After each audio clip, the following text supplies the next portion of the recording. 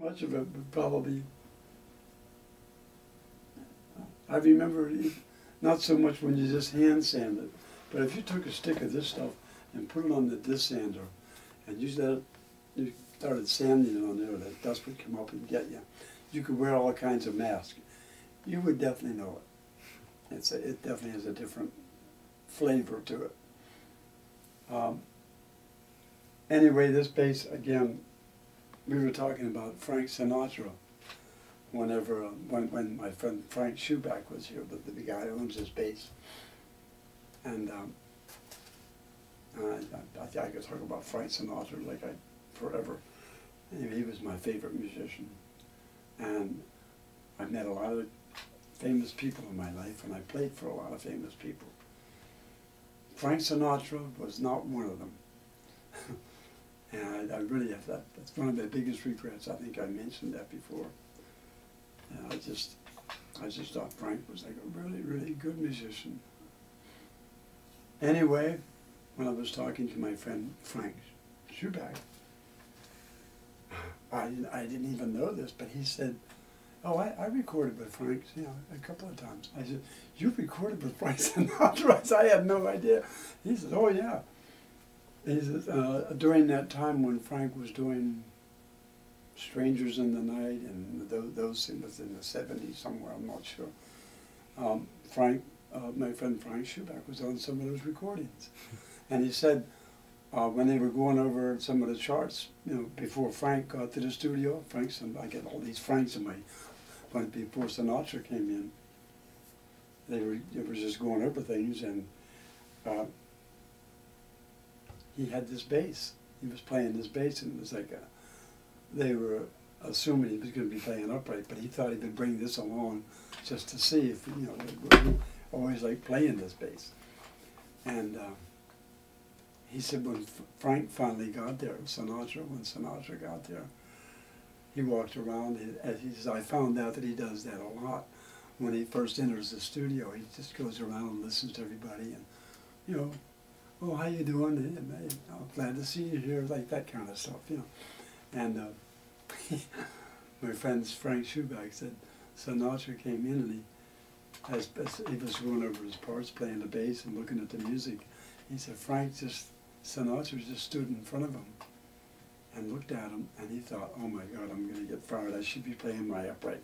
He doesn't want to have this electric bass thing, And he said Frank looked at him and nodded his head and smiled, and then that was it, and he used his bass. So you have no idea out there what that means to me. That's like big time stuff, to have a bass that I have my name on. Notice I said I have my name on that. I say that because I didn't do all the work, but I'm responsible for it, and it is my bass. And to have Frank nod his head.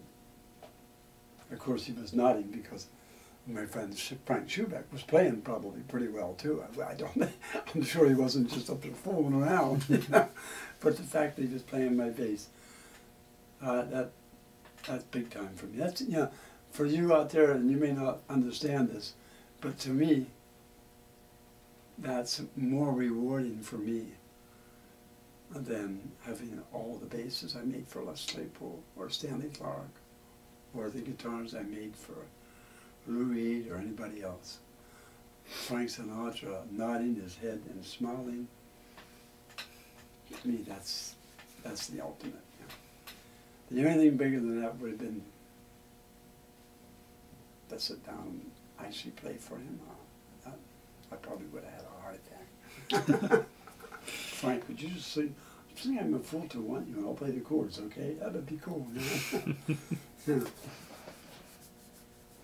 Closest I ever came, I met his son once, very briefly. He was doing something here in Little Italy several years ago, an outdoor concert with a big band. And he was doing all of his dad's music, And I got to talk to him a little bit, Other than that, Tony Bennett. Tony Bennett actually rehearsed in my old shop. And that was a weird thing too. George Barnes, if you don't know that name, you should. a great guitar player and one of the hottest studio players of all time, and a great jazz guitar player from the south side of Chicago. George Barnes was legendary. And like a lot of those other guys I met, George was one of them, and we hung out and played together a few times. And George used to come into the shop, and he was doing an album with Tony Bennett back in the 70s. It might have been before I made the bass, I think. 72, 73, something like that. And George Barnes, Ruby Braff, a great cornet player from those days.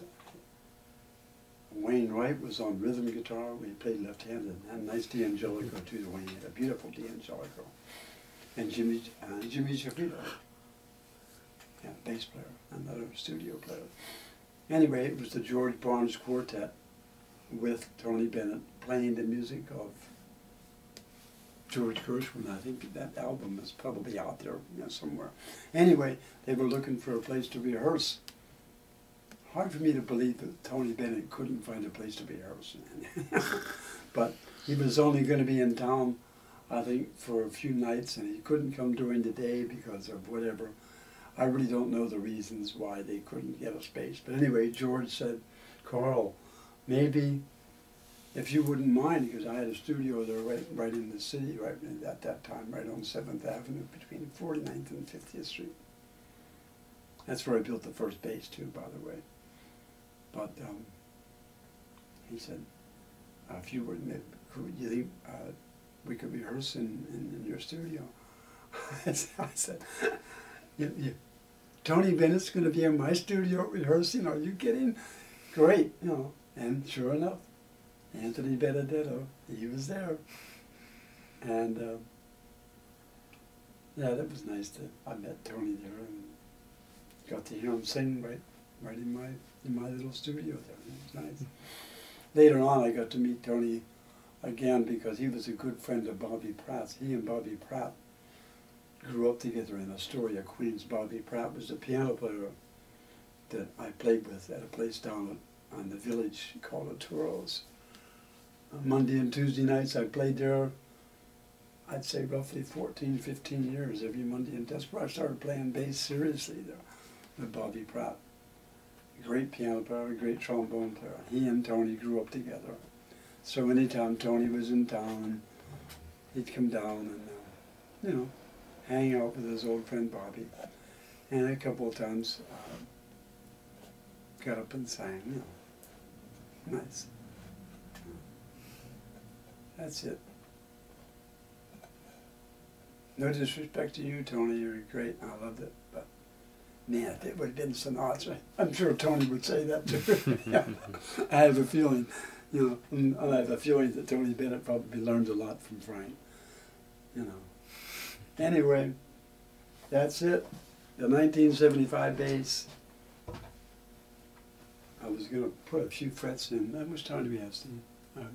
42 minutes. Oh, well, why don't I just do that real? I'm just going to, I did put one in. Things you should have when you're putting the frets in. Fret wire. And it comes, well, we used to get all kinds of weight, but I get this stuff from Stu Mack. It comes in a straight length, you know. And then, I think we showed that once before. Yeah. There's a little tool over there that you push it through and you turn the crank and you can set it at different radiuses and the fret wire comes out looking something like that.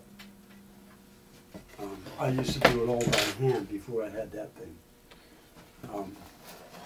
And then you cut it in the lengths, you know. And we already made the slots and it's all been done. I just cleaned them out.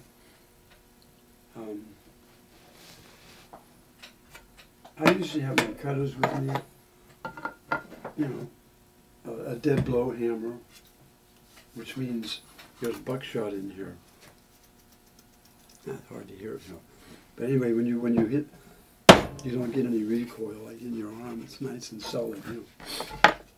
I keep that here, and I also have a little plastic hammer sometimes when I'm up here and things get real close, I do that on the fret to get in. The brush, get the dust out of the way when you work. A couple of sanding sticks, piece of steel wool, paper towel, wipe off some of the glue when you're working. You know, I usually keep all this stuff here. I'm just going to put this.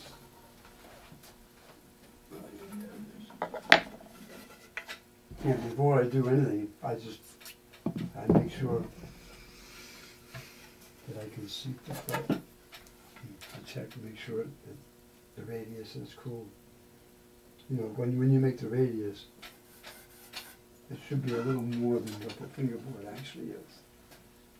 So that the ends go down nice and solid, and then you tap across. And back when I did this thing originally, of course, Crazy Glue didn't exist. Not that I knew about anyway. And I'm not going to do that. Just put like a little bit on there. Oh, this is not working. Of course.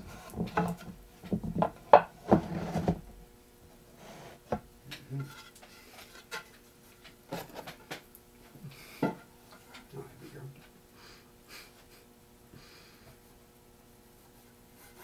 Just a little bit on the ends. And I seat the fret.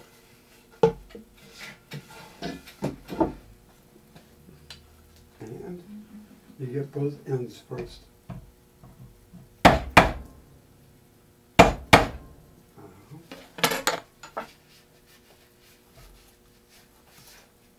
And as you can see, both ends are down pretty good. And then we just go in on this side and that side, and in the middle. And it should be pretty cool. You know. My full green, as usual, oh, it's a full for Perlon pots. Back on. Back on. I'm going to do one more.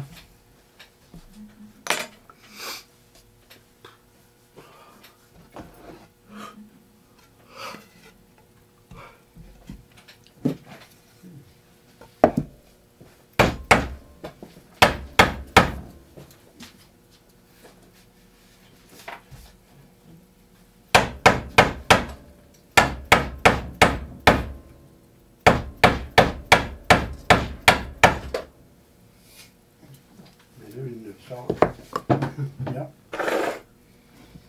And after I do with that, take my cutters.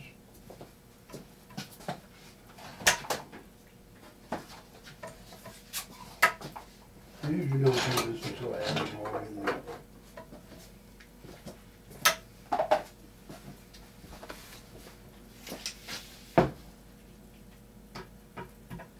When you cut, make sure you pull down, don't pull up.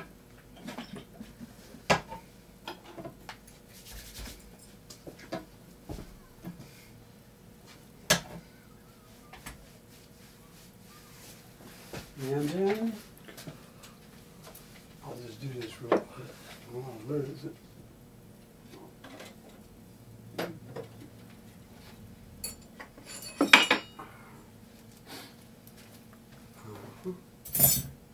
These things you can get from Stu Mac. They said for leveling the frets, but I do it. I use this for here too. I'm just going to go down the side and clean up the edge a little bit.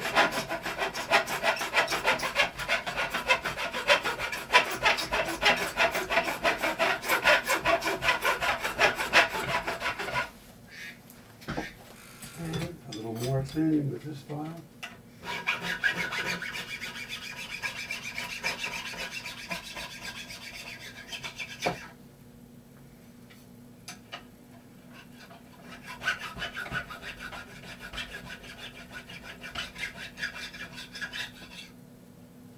And like I said, almost all of this kind of stuff, I do it after we get all the frets in.